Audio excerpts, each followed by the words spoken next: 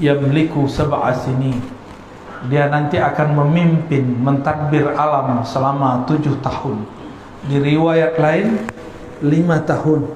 Ada yang paling panjang menyebutkan 9 tahun. Tapi nggak usah khawatir, Pak. Sebelum beliau memerintah, beliau sudah muncul. Di saat itu terjadi paceklik di alam semesta. Lalu puncaknya 40 hari Ad-Dajjal, Al-Masihud Dajjal keluar. Tapi 40 hari sama seperti 40 tahun.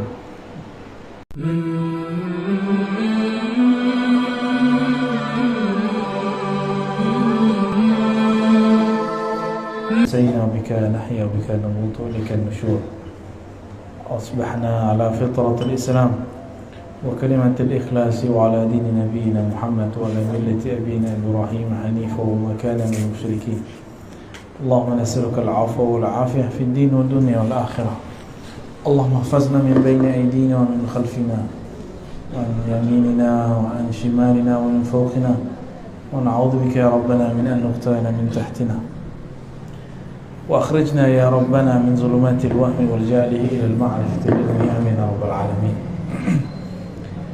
Bapak Ibu Saudara sahabat dimuliakan Allah, insyaallah pagi ini kita akan membedah hadis-hadis mengenai akhir zaman, terutama mengenai zuhuril Mahdi, ya, kemunculan Al-Imam Al-Mahdi.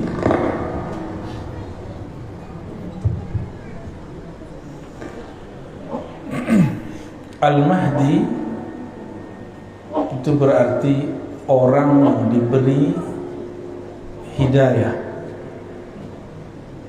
Al-Mahdi berarti sosok yang dibimbing oleh Allah Subhanahu wa ta'ala, ya. Maka kalau disebut Al-Imam Al-Mahdi, maka maknanya imam yang di-guidance, yang dibimbing selalu oleh Allah Subhanahu wa ta'ala qalbunya. Karena dalam hadis dikatakan wa may yu'min billah yahdi qalbah. Ya, cukup Pak. Kalau mau benerin sebelum ngaji, ya.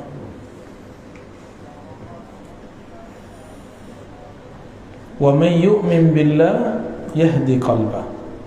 Siapa yang percaya kepada Allah, maka Allah akan bimbing kalbunya.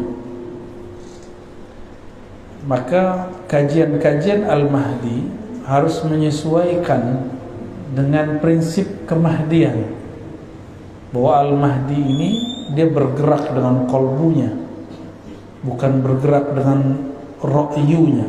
Ra'yu artinya pikiran. Kalau pikiran bisa cocok-cocokan, ya, dicocok-cocokkan dengan teori ini, teori itu, bukan berdasarkan gerak yang ada di dalam kalbunya. Ini dua hal yang berbeda, ya.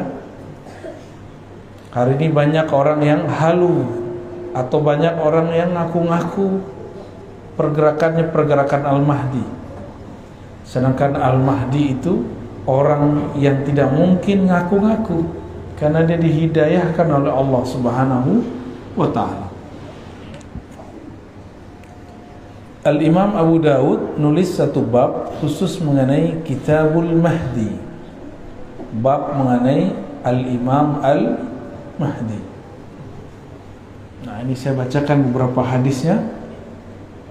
An Abdullah bin Mas'ud, dari Abdullah bin Mas'ud, anin Nabi sallallahu alaihi wasallam, dari Nabi sallallahu alaihi wasallam, "Law lam yabqa min ad-dunya illa yawmun."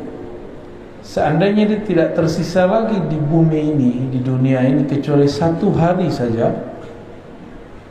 la tawwalallahu dzalikal yawm, sungguh Allah akan memanjangkan hari tersebut, hatta yab'atha fihi rajulan minni min ahli baiti, sampai Allah mengutus pada hari tersebut rajulan minni, seseorang laki-laki, minni, dariku. Dalam riwayat ini ditambahkan min ahli baiti, dari ahlu baitku. Apa arti ahlu bait? Keluarga Rasulullah sallallahu alaihi wasallam. Ahlu bait itu yang inti. Jadi ada ahlu bait secara umum, istri-istri Nabi, begitu juga Bani Hashim. Tapi ada ahlu bait yang khas, anak-anak Rasulullah, mantu-mantunya, dan cucu-cucunya. Maka dalam hal ini yang termasuk di dalamnya adalah Utsman, Ali. Terkhusus untuk Sayyidina Ali, karena dari beliaulah bersambung nanti zuriat Rasulullah SAW dari jalur Fatimah. Ya, ini kekhususan bahwa Nabi tidak punya anak laki-laki, maka anaknya dari jalur perempuan. Sayyidina Ali punya anak Hasan Hussein, dan Nabi SAW sangat mencintai mereka. Jadi ahlu bait yang khas disebut Nabi, siapa? Khadijah, Fatimah, Hasan, Hussein, dan Ali. Ini yang disebut ahlul bait. Maka zuriat Sayyidina Hasan dan Hussein, mereka lah yang disebut dengan zurriyah, keturunan ahlul bait. Ini secara harfiah. Oleh karena itu, di akhir zaman yang tidak percaya dengan zuriat Nabi, bahwa masih ada zuriat Rasulullah SAW, dipastikan mereka adalah musuh-musuh daripada Al-Imam Al-Mahdi. Berarti mereka masuk kelompok yang disebut Khawarij. Kelompok apa namanya? Khawarij. Lalu disebutkan di sini ciri-cirinya. Yuwati ismi. Yuwati bahasa Arabnya muwata'ah. Muwata'ah berarti muwafaqah, munasabah. Sama namanya dan namaku. Ini secara harfiah. Tapi kembali kepada bahasa Arab, yuwati ismuhu ismi, wasmu abihi ismu abi. Ya, tapi di riwayat lain tanpa kalimat abi. Nah, ini yang paling sahih.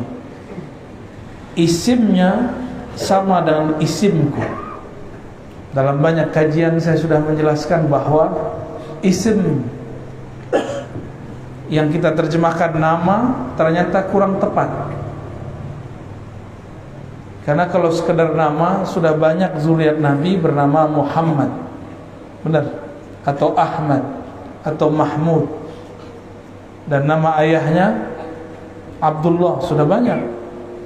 Ternyata maksud daripada isimnya berkesesuaian dengan isimku. Itu maksudnya adalah isim dalam pemaknaan yang lebih luas. Ya. Apa arti ism? Al-ismu al-alamu was-sumu. Jadi ism itu maknanya tanda-tanda. Dan yang kedua, as-sumu, ketinggian ilmu. Jadi apapun tanda-tanda yang ada pada diri Rasulullah SAW, maka akan ada pada Al-Imam Al-Mahdi. Nah, sekarang nih Mahdi palsu lagi nyocok-nyocokin tanda-tanda dia. Ya. Tapi mereka salah faham, dikira itu tanda-tanda fisik. Ya, karena di hadis berikutnya disebutkan Al-Mahdi itu minni, dari keturunanku, ya, dalam hadis Abu Daud nomor 4285, ajlal jabhah, jidatnya lebar. Yang jidatnya lebar mulai GR nih ya. Jidatnya sempit, wah kayaknya bukan saya nih. Ada orang datang jidatnya lebar ke saya, mau ngaku dia Imam Mahdi, tapi langsung kita bilang, jidat lebar kayak kamu mau ngaku Mahdi, ya, ngacak dulu ya. Jidat lebar itu bukan berarti semua orang yang punya jidat lebar berarti ada bakat jadi Imam Mahdi, ya. Itu orang stres mungkin ya.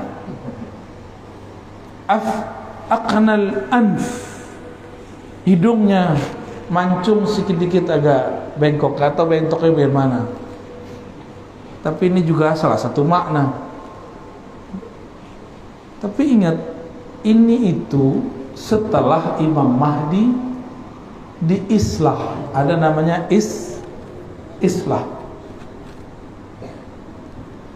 Jadi Imam Mahdi itu dalam hadis yuslihuhullahu fi lailah, akan Allah islah dia, perbaiki dia dalam satu malam. Berarti kalau sekarang Imam Mahdi ada, itu masih Allah tutup. Kalau dia diislah, islah itu diperbaiki, dicocokkan. Berarti sekarang belum terlihat cocok. Berarti sekarang belum matching lahir batinnya, sehingga orang bingung, ini masa ini Imam Mahdi. Tapi karena kajian-kajian akhir zaman ini berdasarkan cocok logi yang parah, banyaklah orang-orang yang jidatnya lebar, hidungnya agak mancung dikit, terus GR. Sepertinya saya lah Al-Mahdi. Ditambah pandemi datang, tambah stres, ya. Dan tidak satu dua yang ngaku kepada saya bahwa dirinya Al-Mahdi. Al-Mahdi itu bukan pencirian fisik. Maka kembali kepada hadis yang tadi, ismuhu, ya, yuwati usmuhu ismi, isimnya tanda-tanda hakikat dirinya, bukan tanda fisik. Bukan tanda fisik. Kalau tanda fisik banyak zuriat Rasulullah milik Rasulullah sallallahu alaihi wasallam, ya.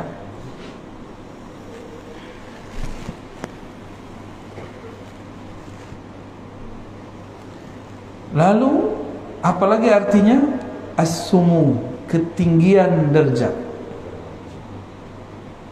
Ketinggian apa? Derajat atau ketinggian ilmu. Ketinggian apa? Ketinggian ilmu. Ilmunya Al-Mahdi tingginya bukan berarti karena hafalannya banyak, karena sekolahnya tinggi. Enggak. Nabi itu ummi, maka Al-Mahdi itu mirip-mirip ummi, tapi bukan berarti ummi dalam pengertian ahli sejarah. Ummi itu ada makna lainnya. Induk, ibu, keibuan. Induk berarti sumber. Itu disebut ummi. Coba Nabi Muhammad lahirnya di tengah kota atau di pedesaan? Mekah itu kota pedesa?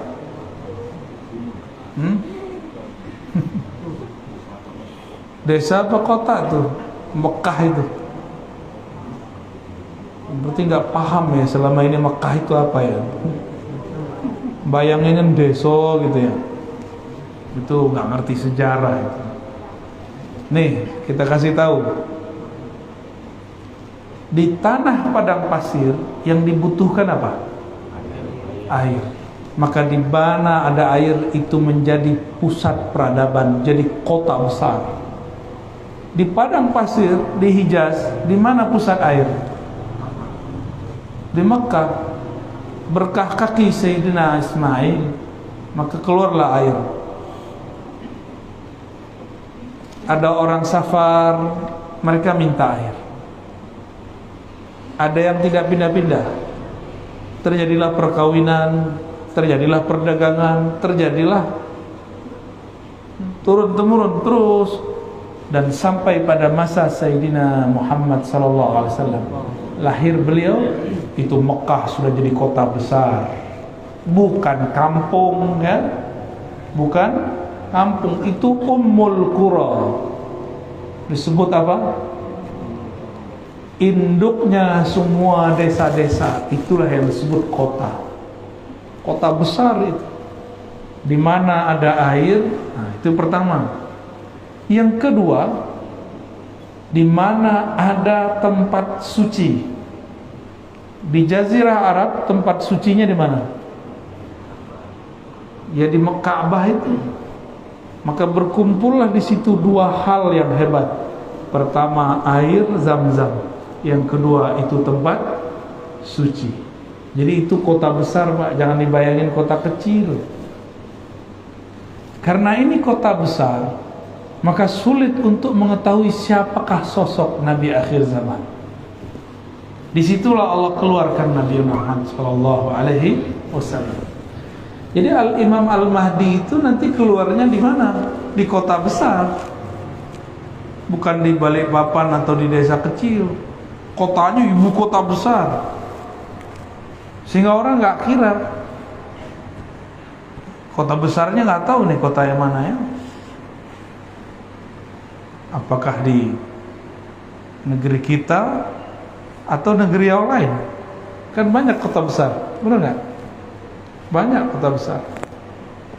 Nah, kita tidak punya kewajiban mengetahui kota yang mana, tapi kewajiban kita mengetahui ciri-ciri rohaninya. Adapun ciri fisiknya, setelah Allah islah dirinya, baru terlihat. Hidungnya mancung, ya, jidatnya lebar. Nah, itu nanti, Pak, ya, dioperasi dulu ya.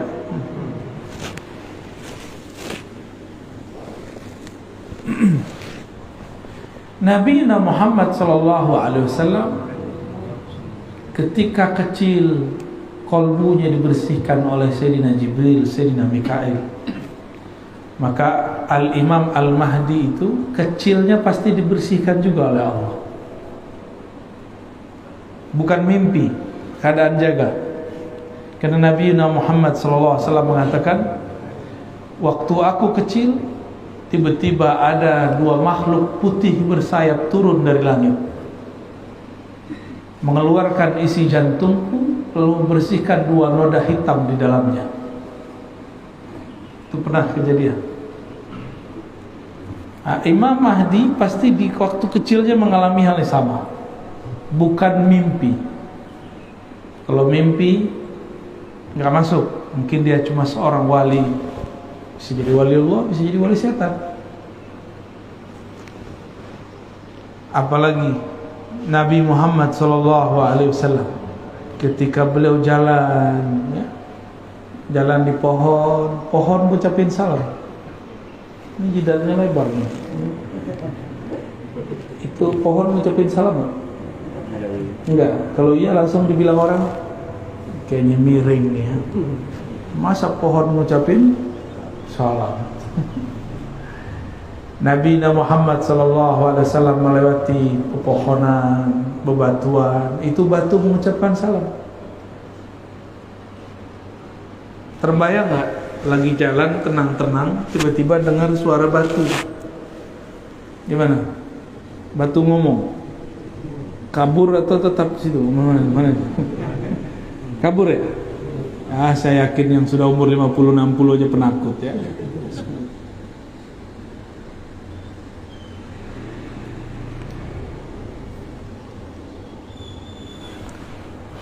Saya kira yang penakut itu anak kecil. Ternyata orang gede lebih penakut dari anak kecil. Dulu kita waktu kecil diizinkan Allah, ya, beberapa anak kecil tuh izinkan Allah tuh melihat alam-alam lain. Biasanya kalau diperlihatkan malah penasaran, apa nih ya. Kalau sudah jadi aki-aki malah kabur ya. Wajar nggak jadi nabi kan? Wajar nggak jadi Imam Mahdi? Karena kalau ngalamin dikit takut GR. Kawan saya baru mimpi ketemu Rasul, girangnya bukan main. Baru mimpi ketemu Rasul sallallahu alaihi wasallam. Ibunya Rasulullah hampir tiap malam ketemu malaikat atau ruh para nabi. Hampir tiap malam. Udah gak kaget, udah gak norak, kira-kira begitu. Tapi kawan kita baru sekali mimpi Rasul, cerita kemana-mana ya, girang. Itu baru dikasih satu mimpi. Mimpi itu adalah wahyu-wahyu yang tersisa. Mimpi yang saleh, mimpi yang bagus, ar-ru'ya as-salihah, itu adalah busyra, kabar gembira yang masih tersisa di akhir zaman, bentuk lain daripada wahyu-wahyu yang tersisa, disebut ilham atau mimpi yang baik.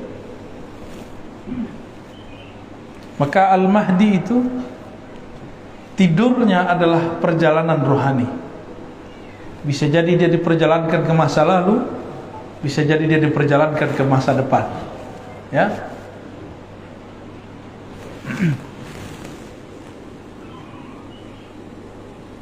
Lalu apa yang terjadi sebelum Al-Mahdi keluar? Hatta yab'atha fihi rajulan minni min ahli baiti ismuhu ismi wasmu abi ismu abi yamla'u al-ardha qistan wa 'adla kama muli'at zulman wa jawra.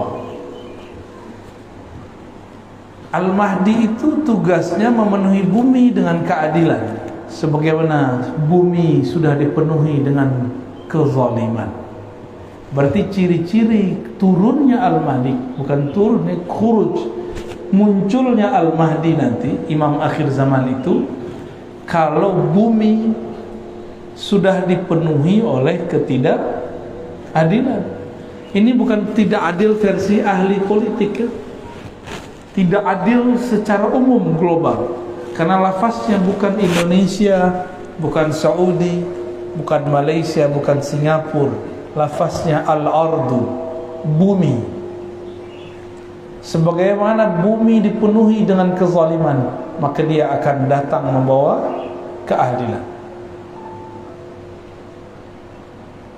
Maka hemat kami, tidak ada kezaliman yang lebih besar selama ini melainkan pandemi yang disebarluaskan. Ada nggak negara yang nggak kena pandemi? Lubang semut aja kena, Pak ya. Di awal-awal pandemi itu yang kenakan Depok, tapi ramenya sampai lubang semut, sampai komplek-komplek ditutup semua. Tiba-tiba orang jadi prokes-prokesan. Yang kena di Depok, yang rame orang Balikpapan, tutup semua, benar nggak? Hebatnya berita, ya, hebatnya orang bikin berita. Itu yang bikin ketawa-ketawa, Pak, kita ketakutan. Yang nyebarin virus itu ketawa-ketawa, kita ketakutan. Virusnya ada, cuma beritanya diada-adakan. Masa yang kena di mana, yang nutup kompleks di mana? Kita dimain-mainin semua, dan itu sudah tidak adil. Udah begitu ekonomi hancur, benar ya? Habis hancur, apalagi banyak toko-toko tutup.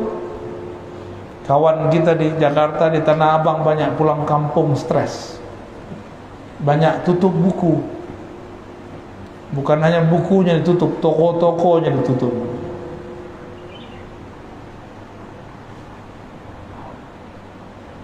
Ternyata Nabi sudah pernah mengabarkan dulu, di akhir zaman pasar-pasar di mana-mana tapi sepi. Maka sekarang depan komplek sudah ada toko-toko, udah kayak pasar, tapi sepi. Maksudnya apa? Orang nggak belanja lewat pasar. Nabi kan nggak mungkin bilang nanti di akhir zaman ada Tokopedia, ada Lazada, ada Shopee. kullu bid'atin dolalah. Gak mungkin Nabi bicara dengan lafaz-lafaz begitu. Tapi Nabi kan diperjalankan ke masa depan, ke masa kita. Dan Nabi lihat orang-orang menggunakan handphone. Tapi kan gak mungkin Nabi bilang nanti ada benda kecil dipencet-pencet. Gak mungkin Nabi ngomong begitu ya. Nabi ngomong dengan bahasa para sahabat. Ini handphone canggih ya. Mau berangkat ke Jakarta tinggal pencet-pencet kan. Zaman kita dulu masih kecil, waduh, masya Allah. Apa namanya dulu? Warung telkom apa? Wartel, bukan warteg ya. Wartel, ribet. Nelfon 5 menit, kenanya 50.000. Sekarang Bapak bisa telepon sepanjang-panjangnya, ya, secapek-capeknya, sampai doer bibirnya boleh. Sampai habis tuh baterainya boleh. Tapi nggak nyampe 50.000. Jadi ke depan fasilitas hidup tambah mudah. Tapi karena manusia dimanjakan, maka perasaan dia susah sedikit, terasa susah sekali. Kita ini terlalu manja, Pak. Dulu kita biasa kemana-mana jalan kaki, benar. Sekarang cuma 100 meter pakai mobil. Gaya bener ya.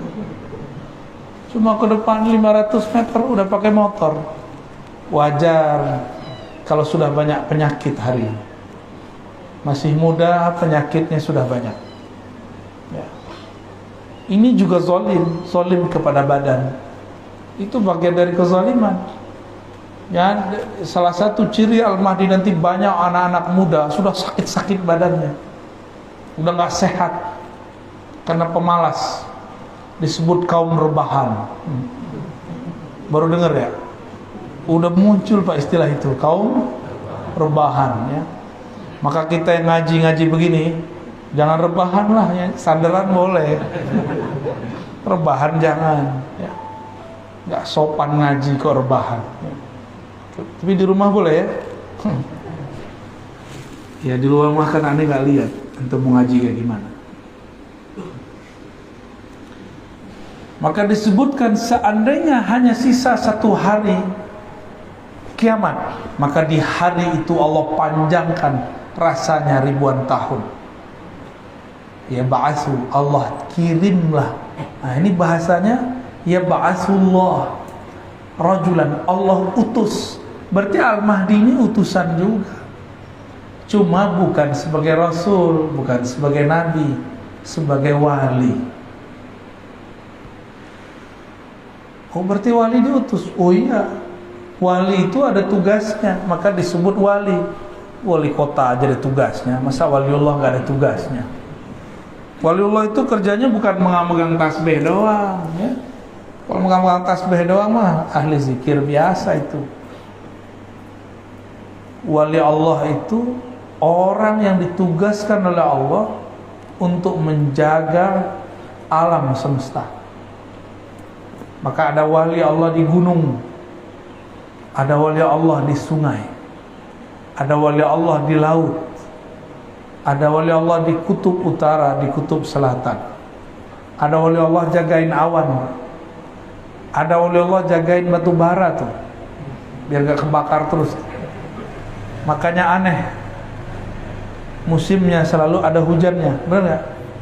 Kalau enggak kebakar terus itu kalau nggak ada wali Allah nggak jadi. Kekasih Allah, kekasih Allah ini doa-doa mereka menyejukkan alam semesta, zikir-zikir mereka menenangkan alam semesta, langsung tenang itu alam. Allah itu memandang ke dalam kolbunya alam adalah wali Allah. Kolbunya alam adalah, jadi kalau sudah tidak ada wali-wali Allah itu kiamat bumi. Wali Allah itu bukan orang sakti, tapi orang yang kenal kepada zat yang maha sakti. Itulah puncaknya nanti pada Al-Imam Al-Mahdi. Di dalam hadis Imam Ahmad dikatakan, seperti yang pernah saya sebutkan dalam banyak tempat, itu imam akhir zaman, khilafahnya ala minhajin nubuwah, pemerintahannya bukan lagi monarki demokrasi. Jadi kita nggak nyalahin demokrasi, nggak nyalahin monarki, emang itu udah sunnatullah. Nanti beliau pemerintahannya, minhajnya, sistemnya, sistem nubuwah. Nubuwah itu beda dengan risalah. Nubuwah itu beda dengan ilmu fikih, apalagi ilmu hadis. Alabi cuma bilang mana dalilnya, itu nggak cukup lah. Nubuwah itu ilmu yang Allah turunkan, yang Allah simpan di dalam kalbu kekasih-kekasihnya. Itu disebut dengan nubuwah. Maka Al-Mahdi itu dia bergerak dengan gerakan di dalam kalbunya berdasarkan petunjuk dari Allah Subhanahu wa ta'ala. Bukan hanya sekedar hafalan Al-Quran, dia dapat ilham langsung, dibimbing oleh Allah.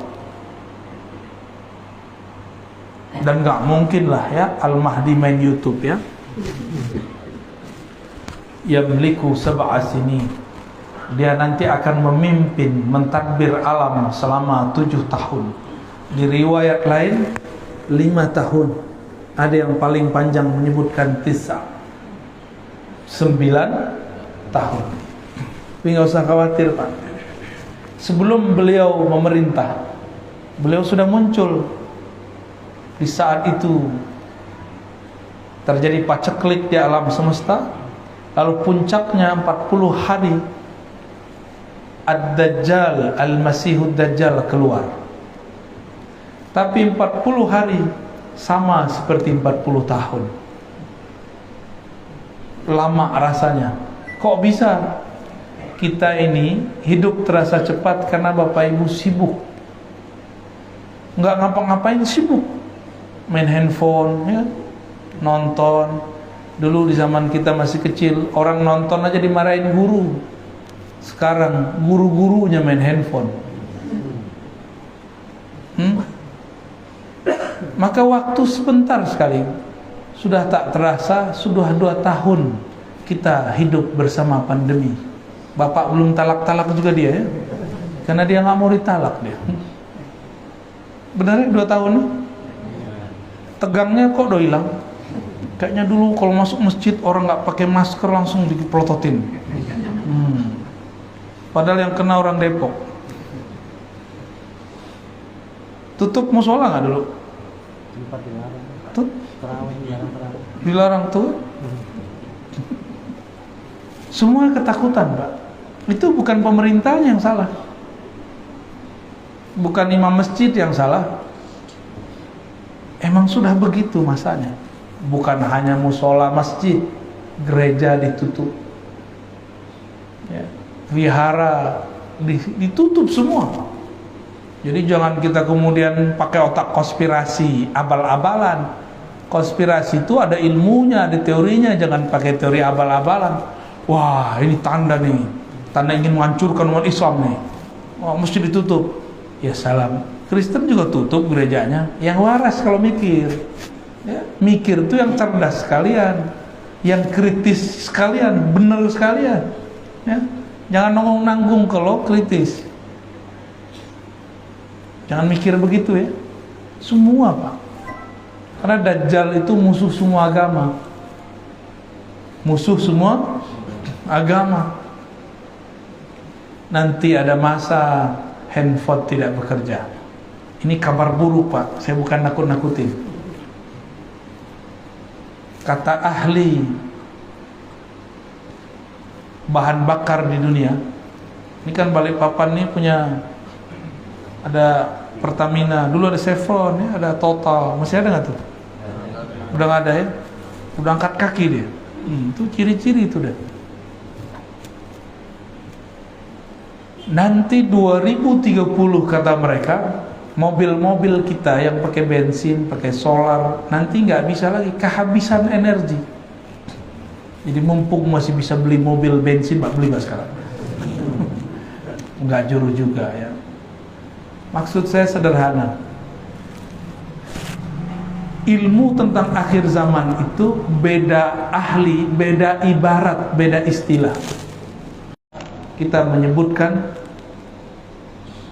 di akhir zaman semua kembali manual, gitu. Ya. Tapi dalam bahasa orang-orang ekonom, bahasa orang-orang ahli bahan bakar segala macam, nanti 2030 orang mesti beralih kepada listrik. Saya nggak yakin juga. Kita tunggu Pak 2030, ya. Bapak mau nunggu nggak? Ya, mobil-mobil katanya yang bensin apa nggak ada lagi. Ini sudah kabar, berarti ada kesepakatan antara ahli agama dan orang-orang yang di luar ahli agama, cuma beda istilah. Kita nyebutnya apa tadi? Nanti serba manual. Gimana Pak? Takut nggak? Itu beda lagi. Takut itu macam-macam bahasa Arabnya. Kalau takut sama Allah namanya takwa, khasyah.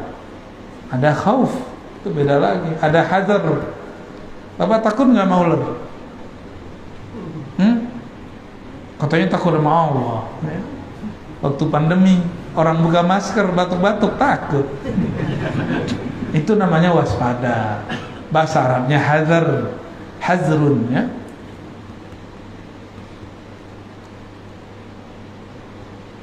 Yang jomblo segera nikah lah. Yang amin dia mau kawin lagi Pak ya.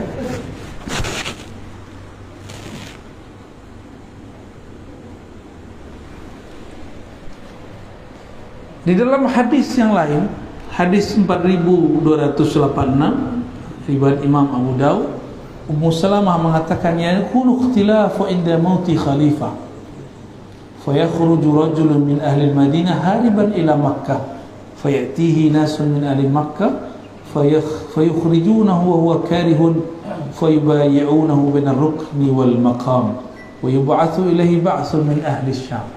Nah ini potongan aja saya baca. Tapi ini hadis tidak sampai derajat sahih ya.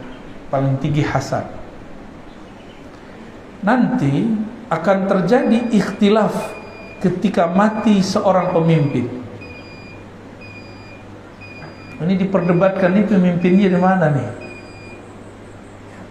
Di Indonesia, di tanah Arab, atau di mana? Nah, ketika terjadi kematian seorang pemimpin, ikhtilaflah itu negara. Maka muncullah seseorang dari Madinah pergi ke Mekah, dipaksa oleh orang untuk memimpin umat. Bukan berarti dia orang Madinah ya, tapi dia sedang berada di Madinah.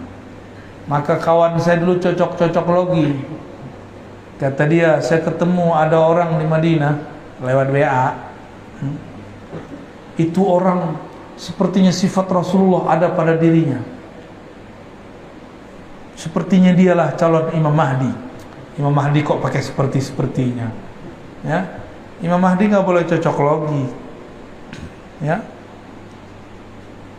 Ternyata hadis ini kita cek hadisnya dhaif. Maka kita ingin kasih tahu kepada kawan-kawan yang mencocokkan bahwa Al-Mahdi itu nanti dari ahli Madinah, ini belum tentu sahih.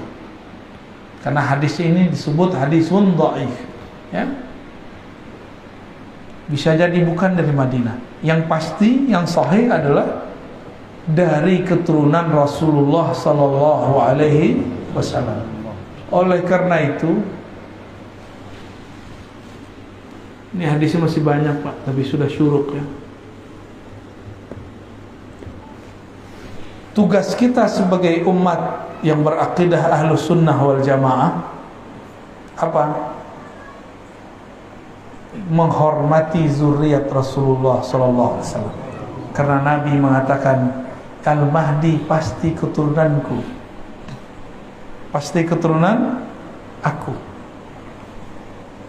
Maka saya berulang-ulang mengatakan, siapapun tidak hormat kepada zuriat Rasulullah, pasti itu musuhnya Al-Mahdi. Ya. Sekarang udah ada belum kelompok begitu? Ustadz lagi, udah ada belum? Nggak percaya dia ada Habib, nggak ngerti, bilang aja nggak ngerti, tapi kok malah menolak yang dia tidak mengerti.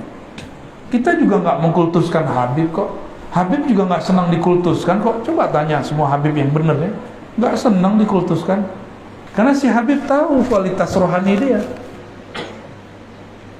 Sayyid, Syarif, Syarifah, dia mengerti bahwa dia orang biasa, cuma di darahnya ada keistimewaan, itu aja bedanya.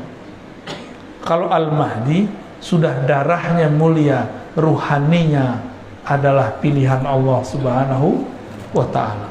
Nah, ini baru penggalan beberapa hadis mengenai hadis Al-Imam Al-Mahdi. Kalau saya di Tangerang Selatan, di Jakarta bagian selatan, Pak, kita buat berjilid-jilid sampai 7 jilid itu, tentang kajian hadis Imam Mahdi, ya. Silakan diikutin, ya. Di sana ada lebih seru lagi pembahasannya. Ini cuma beberapa aja, ya. Kita mengabarkan bahwa Yahudi menunggu juru selamat, Mesias. Nasrani menunggu Al-Masih. Islam juga sedang menunggu. Berarti 3 agama ini sepakat mengenai ada imam akhir zaman. Saya tanya agama lain, ternyata mereka mengatakan kami juga, cuma dengan istilah yang berbeda. Kita tanya orang Jawa, di sini orang Jawa kan, tadi yang baca doa kayaknya Jawa tuh ya. Sahih ya? Orang Jawa nyebutnya Ratu Adi. Apalagi? Satrio baja hitam. Satrio biningit. Itu istilah-istilah aja yang menunjukkan jika ada kekacauan mesti ada penyelamat. Inilah kaidah heroik yang disebut Mesiah Al-Masihiyah. Teori-teori ini sudah ada dalam kajian agama-agama, kita tinggal menjalaninya, ya. Barangkali itu yang bisa saya sampaikan. Mungkin 2 pertanyaan cukup, ya. Tafadhal kalau ada yang mau ditanyakan. Bagi jemaah yang bertanya, cukup 2 pertanyaan aja. Bagi jemaah yang bertanya, silakan berdiri langsung bertanya.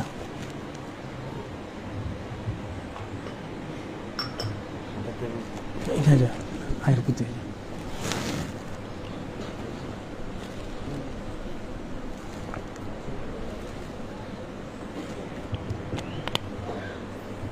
Assalamualaikum warahmatullahi wabarakatuh. Assalamualaikum. Semoga Buya selalu mendapatkan kesehatan dan keafiatan. Amin ya. Mohon izin Buya bertanya. Yang pertama terkait tentang makna Al-Mahdi itu sendiri, ya Buya. Jadi apa yang dimaknai dari gelar Al-Mahdi itu? Dan yang kedua, hadis Nabi SAW, "Man ra'ani fil manam fasayarani fil yaqdah." Apa makna yaqdah itu sendiri? Terima kasih. Assalamualaikum warahmatullahi wabarakatuh. Baik. Nah, begini baru nanya nih, langsung nanya, nggak muter-muter ya. Ada yang nanya curhat dulu. Curcol namanya, curhat colongan. Ada juga yang numpang ceramah juga ada. Ya, syukuran, bagus pertanyaannya. Ada sebuah hadis yang sahih menyebutkan, "Man ra'ani fil manam fasayarani yaqzah." Siapa yang mimpi ketemu aku dalam tidurnya, dia akan bertemu aku dalam keadaan jaganya.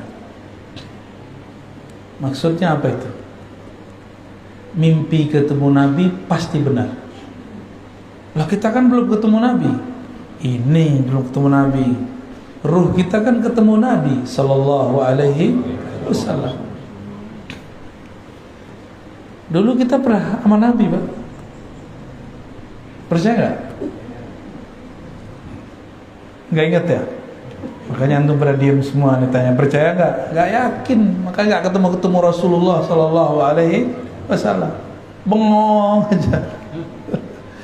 Sian ya.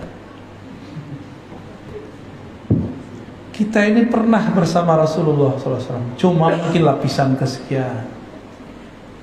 Kenapa ada orang terlahir sebagai Habib, zuriat Sayyid? Dulu dia di alam sana, sebelum alam sini, dia mencintai sosok Ahmad Nur Muhammad. Dia senang lihat, cinta, mahabbah, maka lahir dia jadi Habib. Lupa kan? Habib aja nggak ingat, Pak.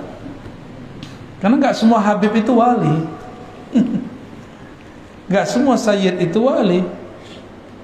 Wali Allah aja belum tentu ingat. Tapi wali Allah itu disebut nama Rasulullah SAW. Itu dia rindu kepada Rasulullah. Itu penciriannya. Kok bisa rindu? Kan nggak pernah ketemu. Makanya Nabi mengatakan, di akhir zaman akan muncul saudara-saudaraku. Itu saudara di alam sebelumnya. Ya, Nabi menyebut kita ikhwani.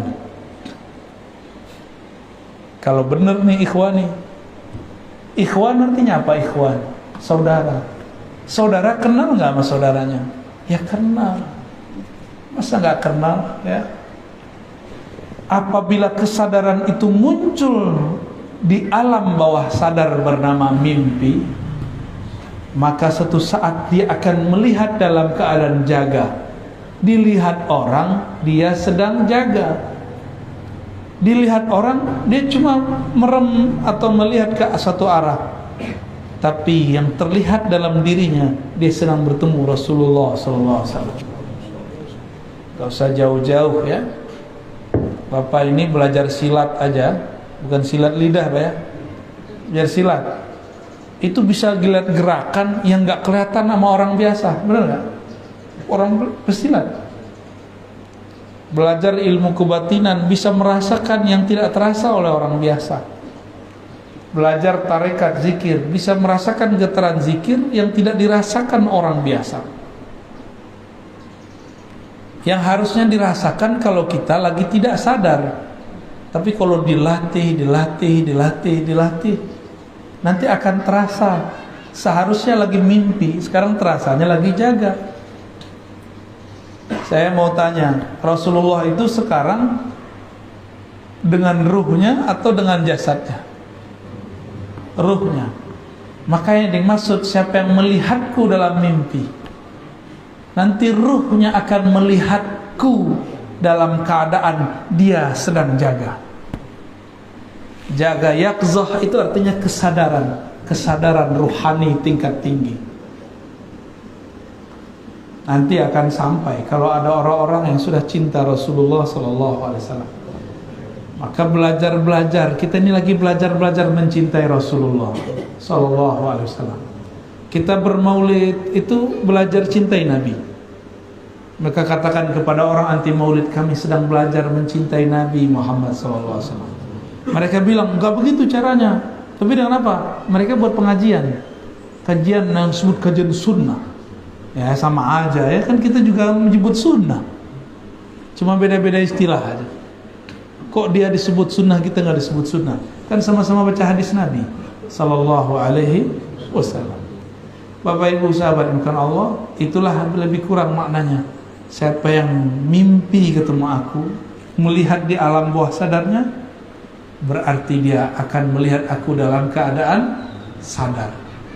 Orang ahli psikologi paham, mimpi itu adalah memori terdalam. Berarti pemahamannya sudah masuk ke dalam alam bawah sadarnya. Bapak ini kan lagi sadar nih. Ini lagi sadar namanya. Sadar itu otaknya cuma 10%, Pak.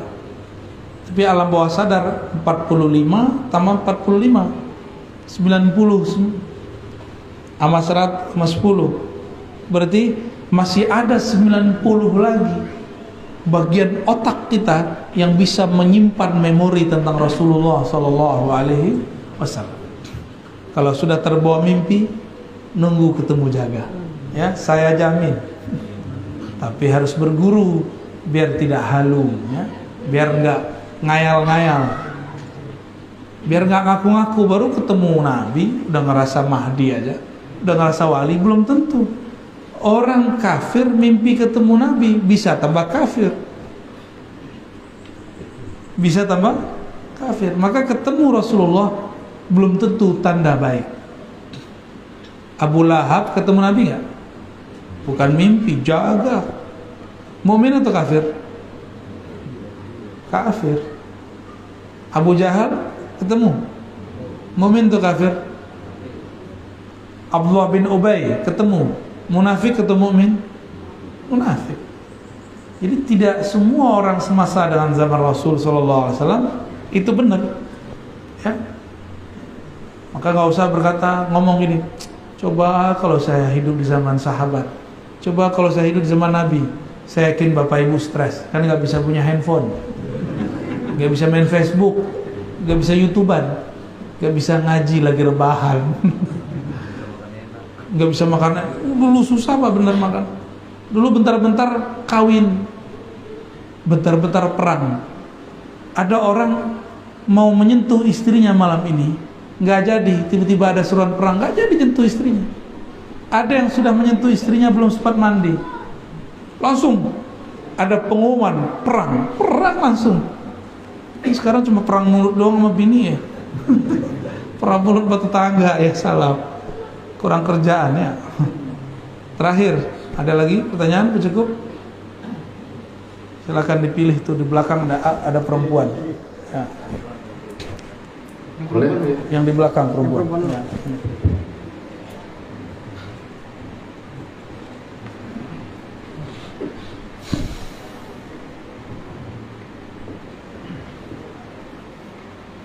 Assalamualaikum warahmatullahi wabarakatuh. Waalaikumsalam warahmatullahi wabarakatuh. Maaf Tuan Guru Buya, semoga kita dalam rahmat Allah Subhanahu wa taala. Amin. Maaf, saya bertanya di luar tema. Silakan. Pertama, apakah tujuan Allah mengadakan kita di alam kenyataan ini? Yang kedua, tadi malam saya mendengar Tuan Guru menyampaikan sifat 20. Saya pernah mendengar sifat 13. Tolong dijelaskan Tuan Guru pada diri. Terima kasih. Baik. Wassalamualaikum warahmatullahi wabarakatuh. Waalaikumsalam warahmatullahi wabarakatuh. Apa tujuan Allah buat kita di alam nyata? Alam itu dibagi, Pak. Ini namanya alamul mulk, alam nyata.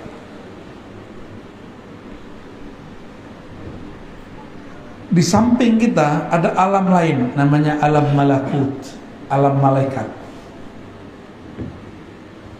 Di atasnya lagi ada satu alam namanya jabarut, alam kerajaan ma'rifat, para nabi, para wali.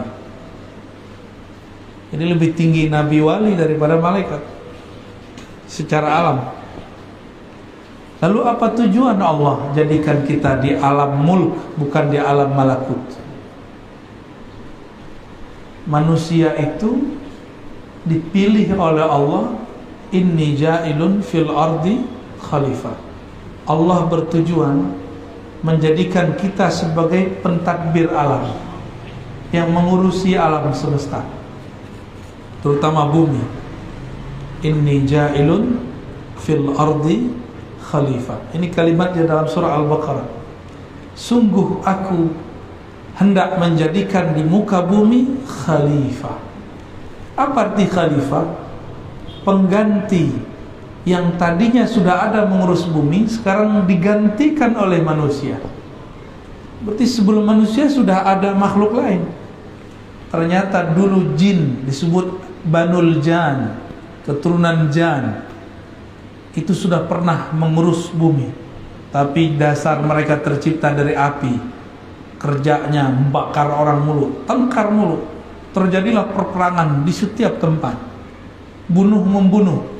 Mereka dulu masih tubuh fisik. Ini kalau tidak ada Nabi Syith, kita sama jin bisa gambar-gambaran, Pak. Ini rumah gua, ini rumah lu, rumah aneh, rumah ente gitu. Ya. Ada yang lihat nggak? Nggak ya? Nggak lihat kan? Maka kalau ada sekarang orang bilang saya ngelihat jin, itu bohong. Yang dia lihat cuma energi. Ya. Energi kemudian dibayangkan pakai pikiran dia, muncullah sosok. Kenapa? Karena Nabi Syith dengan asma huruf-huruf rahasia dari Allah, dia mengunci alam semesta. Ya. Nabi Syith ini seorang nabi, keturunan Nabi Adam, lahir setelah Nabi Adam 400 tahun di muka bumi. 400 tahun baru lahir tuh anak namanya Nabi Syith. Ini ibu-ibu umurnya berapa? Ada yang 400 tahun? 400 tahun di bumi, Nabi Adam dan Sayyidatuna Hawa punya anak namanya Syith. Dia punya misi berputar di alam semesta untuk menutupi antara alam jasad manusia dengan alam jin. Kalau enggak, kita ini kaget-kaget ada ngeliat jin di genteng, ya kan? Lagi naik motor kayak mau ketabrak, minum-minum, udah nggak enak benar. Nah, kita bersyukur kepada Allah, Allah tutup itu. Kalau Allah sudah tutup, jangan minta dibuka. Pembukaan mata batin, ya salam. Itu bukan mata batin, ya. Itu pembukaan alam yang merepotkan, Pak. Sempit kalau alam ini kalau kelihatan begitu. Bapak tahu nggak? Kalau di rumah kita, di rumah yang muslim, itu jin muslim itu ada di genteng-genteng itu, di atap-atap itu, di dapur-dapur deh tuh. Ya. Kalau yang nggak jorok dikit di WC. Coba tiap kali masuk WC ada dia, kan repot, Pak. Nggak jadi, malu kita kan. Repot, benar-benar repot. Jadi tujuan Allah sebenarnya tidak perlu punya tujuan, tapi Allah bermaksud untuk mengajari kita. Jadi Allah mencipta berbuat tanpa perlu tujuan, karena tujuan itu hanya untuk yang tidak sempurna. Allah sudah sempurna, maha sempurna, maka dia mencipta suka-suka. Jadi tujuan itu untuk kita, bukan untuk Allah. Linabluwakum ayyukum ahsanu amala. Ketika kita mengurus bumi ini, kita diuji manakah yang terbaik karyanya. Nablu itu artinya bala artinya ujian. Kita semua lagi diuji. Dikasih pandemi, sabar gak? Dikasih duit, syukur gak? Dikasih sehat, maukah beramal? Dikasih sakit, apakah dia kemudian muhasabah? Ya? Malam tadi saya mau menyebut sifat 20. Apa bedanya dengan sifat 13? Ya sama. Sifat 20 itu dibagi sifat nafsiyah, yaitu wajibul wujud, al-wujud. Lalu salbiyah. Lalu ada ma'ani. Nah, digabung semuanya jadi 13. Ma'ani ada 7. Ya, sama basar sampai akhir kalam. Itu sifat ma'ani. Jika Allah berkalam, maka sifatnya kalam, namanya mutakallim. Allah mendengar dengan samanya, dengan sifat samanya.